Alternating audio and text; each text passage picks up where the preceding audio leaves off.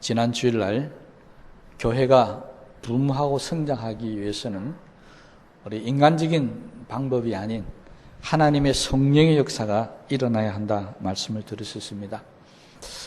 그렇다고 해서 우리는 두 손 놓고 가만히 있으라는 이야기는 결코 아닙니다. 하나님의 성령께서 교회에 역사하기 시작하면 우리도 그 성령의 역사를 따라서 수고하고 애쓰고 노력을 많이 해야 되겠죠. 때로는 나가서 전도도 해야 될 것이고 아니면 기도도 해야 될 것이고 또 말씀도 서로 나누고 서로 섬기고 하는 그런 일들도 우리 가운데 많이 일어나야 할 줄 압니다. 그런데 이 많은 일들 가운데 우리가 해야 될 이 많은 일들 가운데 오늘 바울은 로마 교회를 향해서 정말로 중요한 게 한 가지가 있는데 그것이 바로 믿음이 강한 사람의 믿음이 약한 자의 약점을 담당해 줘야 한다. 그 말은 대신해 줘야 한다고 그렇게 이야기를 하고 있습니다. 결국 이것은 교회가 어떤 일을 해야 되는지 정말 자기를 기쁘게 하는 자기 유익을 위해서 사는 그런 집단이 아니라 하나님을 기쁘시게 하고 이웃을 기쁘게 하고 교인들을 기쁘게 할 수 있을 것인가, 그것을 정확하게 말씀하고 있습니다. 우리가 읽었던 로마서 15장 말씀 가운데 바울이 가장 경계하는 말씀이 계속해서 반복해서 나오는 게 있는데요, 그게 뭐냐니까 자기를 기쁘게 하지 말라는 것입니다.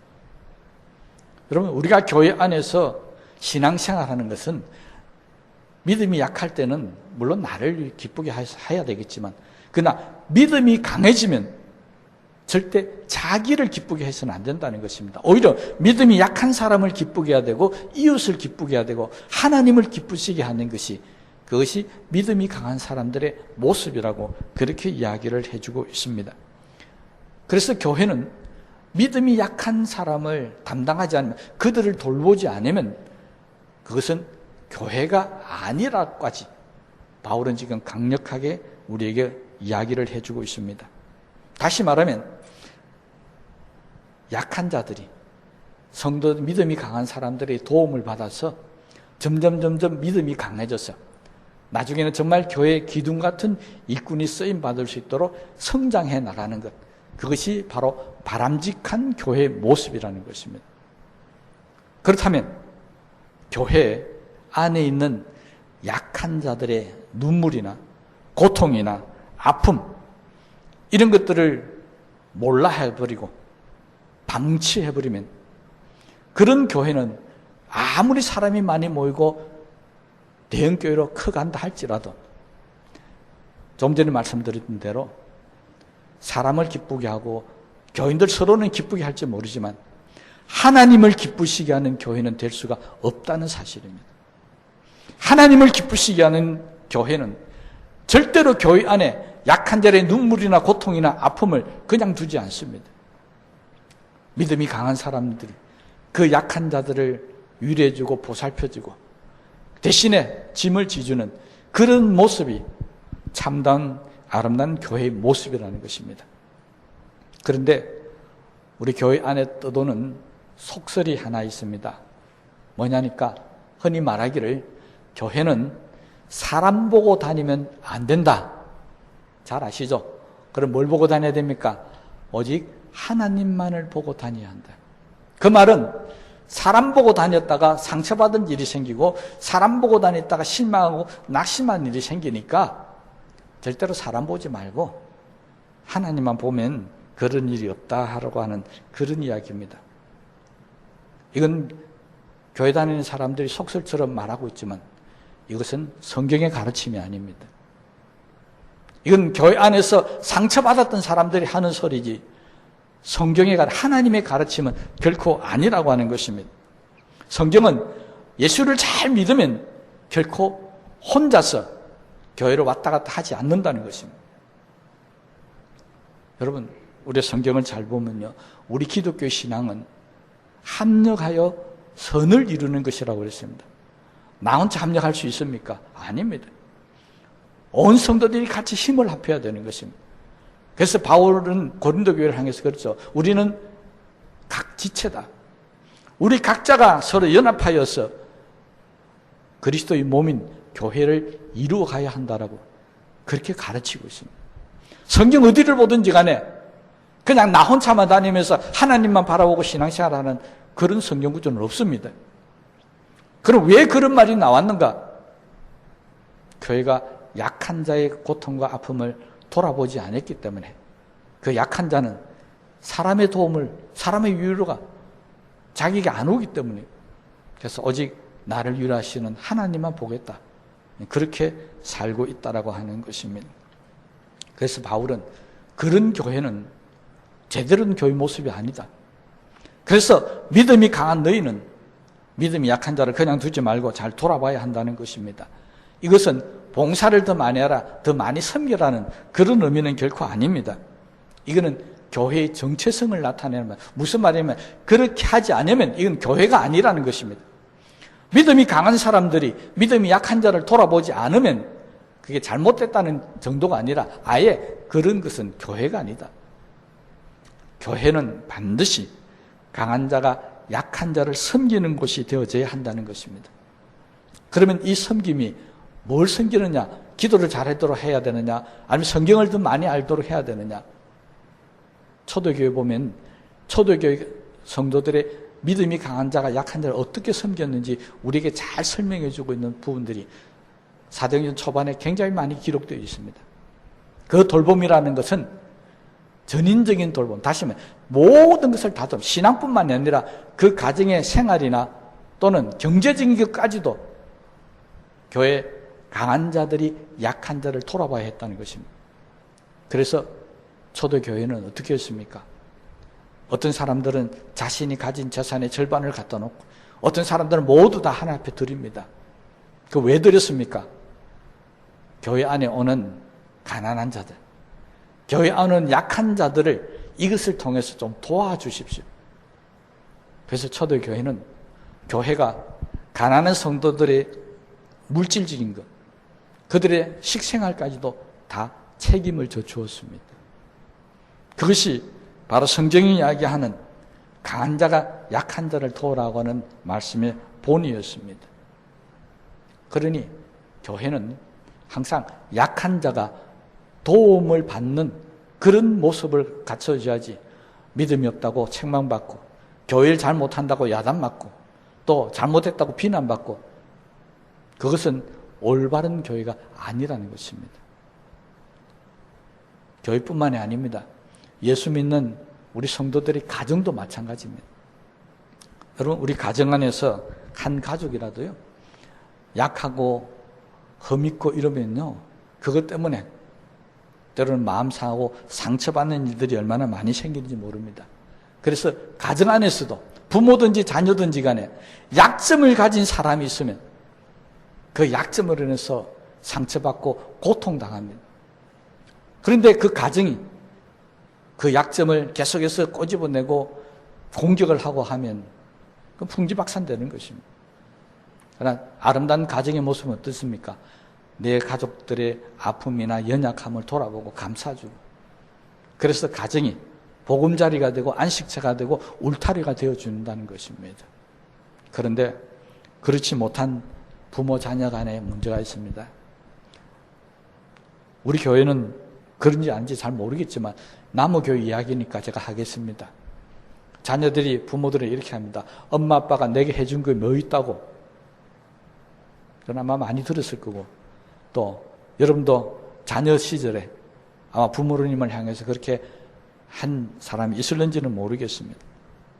엄마 아빠가 내게 뭐 해줬느냐고 말하는 그 순간에 부모의 가슴에는 못이 박히고 부모의 가슴에는 아픔이 생기는 것입니다.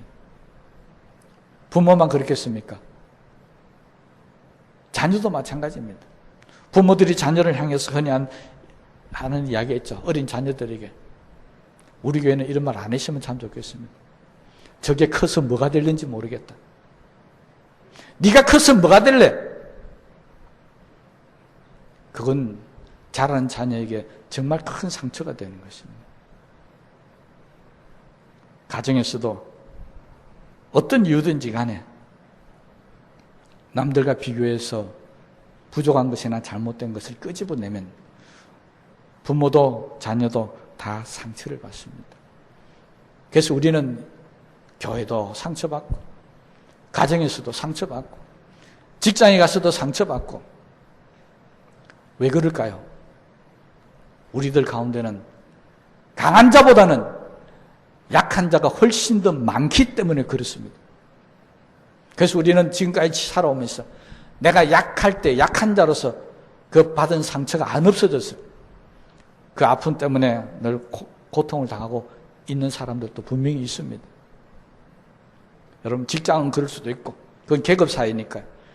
세상은 그럴 수 있을는지 모르지만 적어도 저와 여러분이 다니는 이 교회와 우리 가정만큼은 그러지 않게 되시기를 주의 이름으로 부탁을 드립니다. 교회는, 그리고 우리의 가정은 약자가 보호받아야 되는 곳입니다. 교회가 약자를 무시하면, 우리 가정이 약자를 무시하면 그 아픈 상처를 어디 가서 위로받고 어떻게 그 상처를 극복해 나갈 수가 있겠습니까? 여러분, 저는 우리 교회를 보면서 참 하나님께 감사하게 생각하고 또 이 설교를 준비하면서도 감사하게 생각했습니다.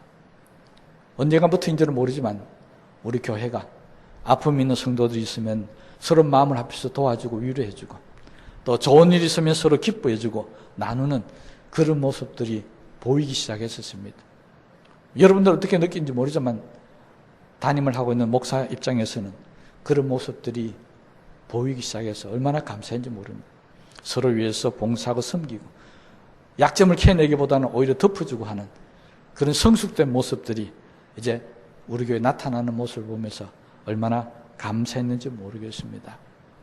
앞으로도 우리 교회가 서로를 잘 섬기고 약점이 있으면, 허물이 있으면 덮어주고 서로의 짐, 무거운 고통이 있으면 나눠지는 그런 교회가 되기를 저는 목회자로서 간절히 소망하고 있습니다. 그런데 우리가 이렇게 하더라도 꼭 한 가지 우리가 섬길 때 원칙이 하나가 있습니다. 그게 뭐냐니까요. 섬기라 해서 약한 자를 돌아보라 해서 무조건 좋게 해서는 안 된다는 것입니다. 우리가 자녀들을 키울 때 그렇죠. 어릴 때 부모들에게 뭐랍니까? 무조건 그 응석 다 받아주면 안 된다.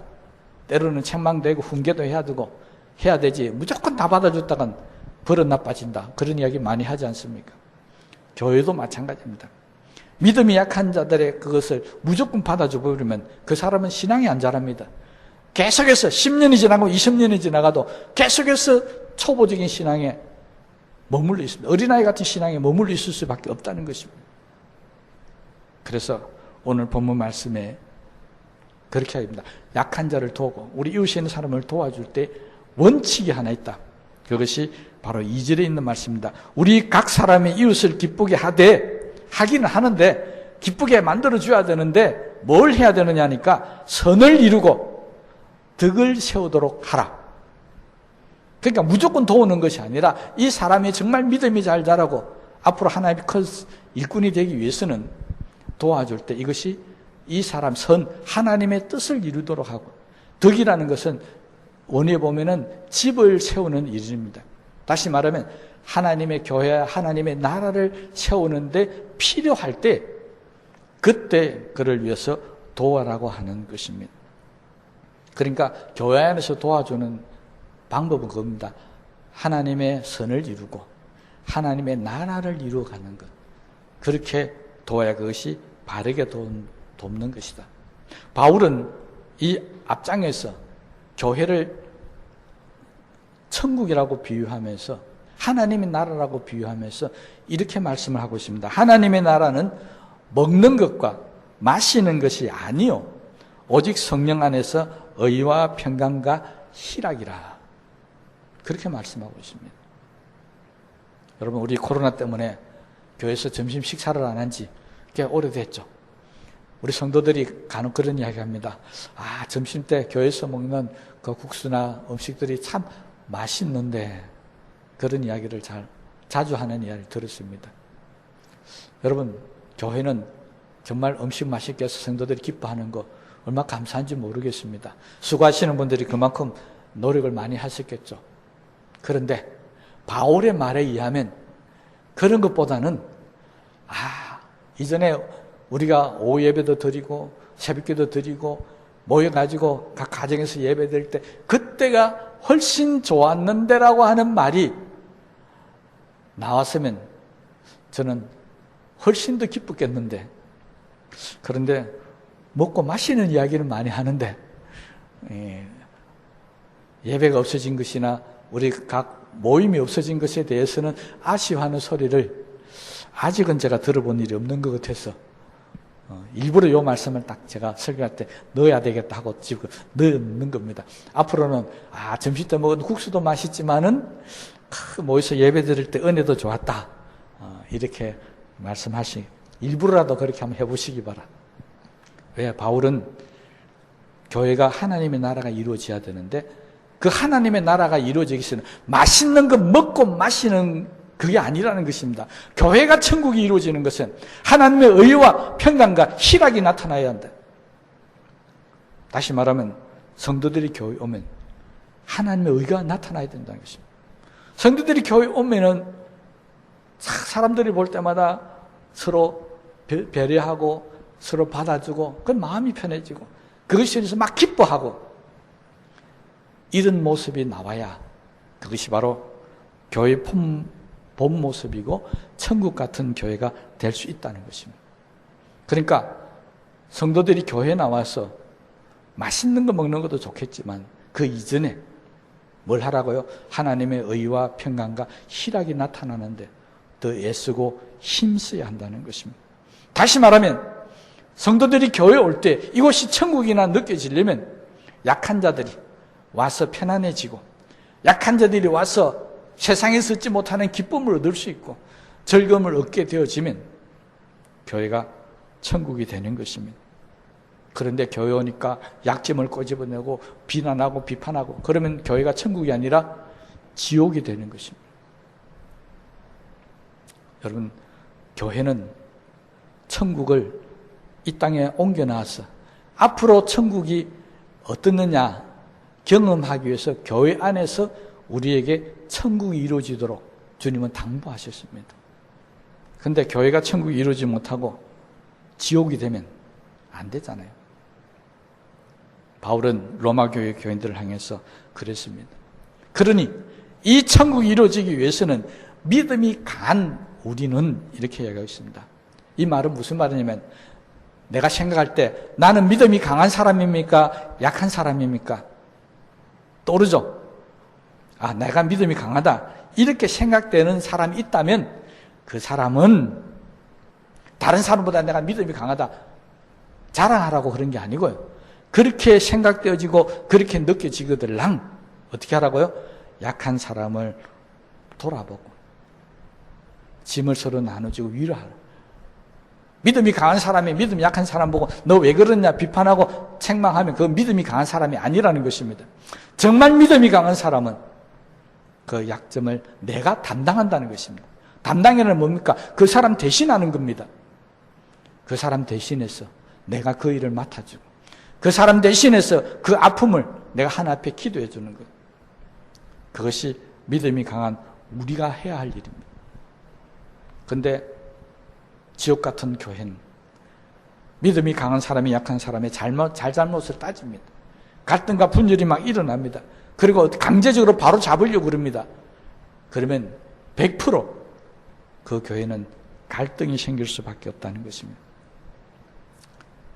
아까 말씀드린 하나님의 나라는 하나님의 의가 나타나야 된다. 여러분, 교회는 내 의가 나타나는 것이 아닙니다. 내가 잘했다 잘못했다 하면 그것은 내 의가 나타나는 것입니다. 교회는 하나님의 의가 나타나야 되는 곳이지 왜 인간의 의가 나타나고 왜 내 의가 나타나야 됩니까? 내가 생각하는 기준은 하나님의 의가 아닙니다. 하나님의 의는 성경에 기록되어 있고 하나님의 말씀으로 가르치는 것이 하나님의 의지, 내가 옳다고 생각하고 내가 판단하는 그 기준, 그것은 절대 하나님의 의가 될 수가 없습니다. 성경은 우리에게 성도를 비판하지 말라고 그럽니다. 약점을 꼬집어내지 말라고 그럽니다. 그 이야기는 우리 예수 믿는 사람들은 다른 교인들을 향해서 비판하거나 약점을 꼬집어낼 그런 자격이 없다는 것입니다. 그럼 뭐가 있습니까? 우리에겐 책임만 있습니다. 강한 자는 약한 자의 약점을 담당해야 될 책임만 있는 것이지 비난하거나 끄집어낼 그런 자격은 없습니다. 하나님께서는 교회가 천국이 이루어져가는 것을 원하십니다. 성령이 아무리 우리 가운데 역사하시더라도 잘못되어지면 천국이 되는 게 아니고 지옥이 될 수도 있기 때문에 바울은 그러지 말라는 것입니다. 그럼 우리 교회가 앞으로 신앙 안에서 잘 자라고 성장해 나가는 동안에 정말 바울이 우리에게 권면한 대로 강한 자가 약한 자를 돌아보는 이런 일들이 끊임없이 나타나는 교회. 그래서 정말 어떤 사람이 우리 교회를 오든지 간에 야, 이곳은 정말 천국 같은 곳이구나. 그렇게 말할 수 있는 그런 교회를 만들기를 함께 기도하고 노력하고 애쓰게 되시기를 주님의 이름으로 부탁을 드립니다.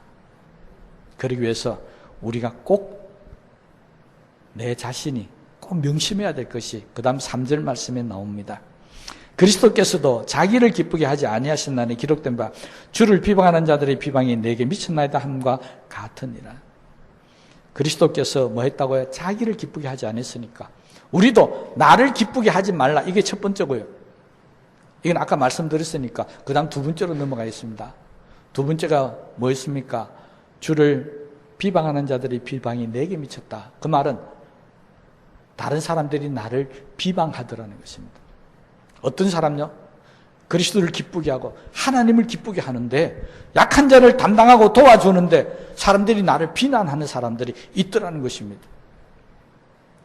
여러분 교회 안에서요, 우리가 아무리 하나님의 의를 나타내고 열심히 일을 잘해도 정말 나는 최선을 다해서 옳은 일을 했고 하나님의 영광을 위해서 일을 했다 할지라도 사람들이 비방하는 경우가 있더라는 것입니다.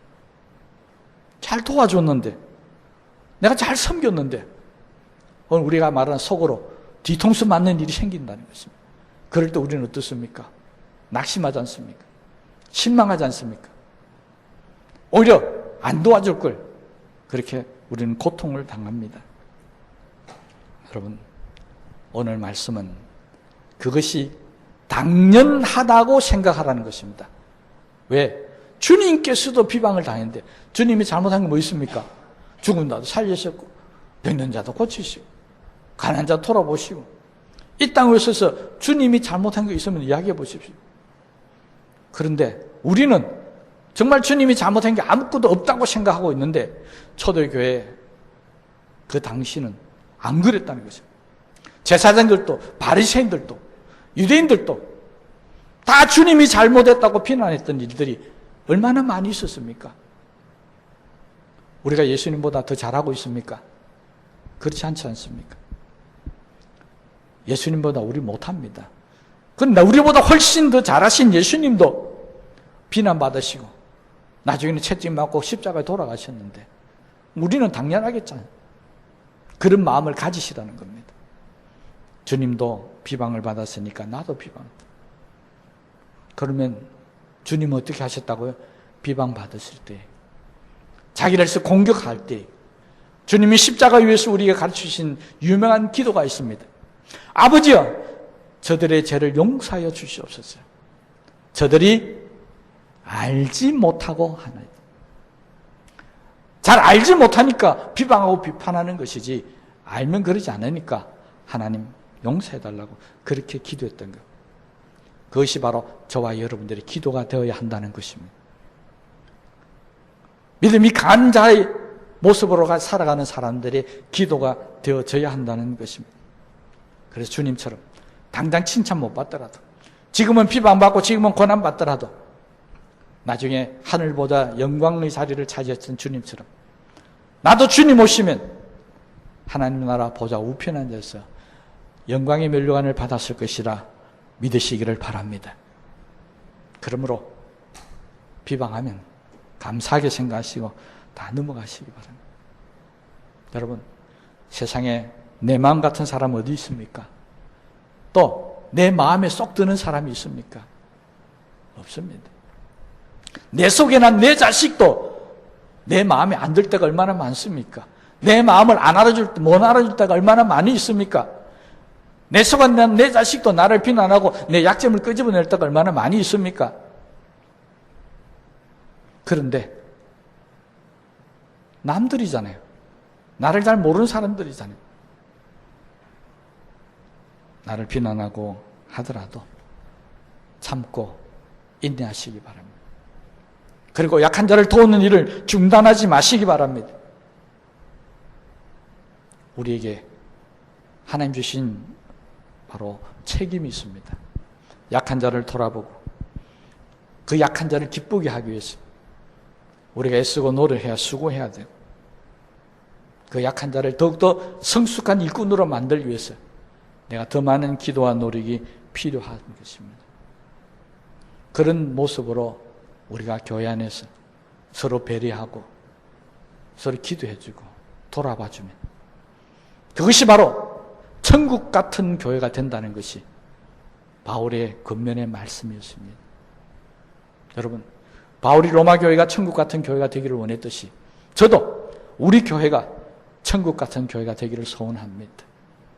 앞으로 우리 교회가 정말 강한 분들이 약한 분들을 돌아보는 이 일에 애쓰고 힘쓰고 또 그 일을 하다가 속상하고 마음 상한이 있다 할지라도 예수님처럼 참고 기도하시면서 주님의 나라 이룰 때에 정말 착하고 신실된 종아 내가 잘하였다고 축복받는 그런 분들 다 되시고요.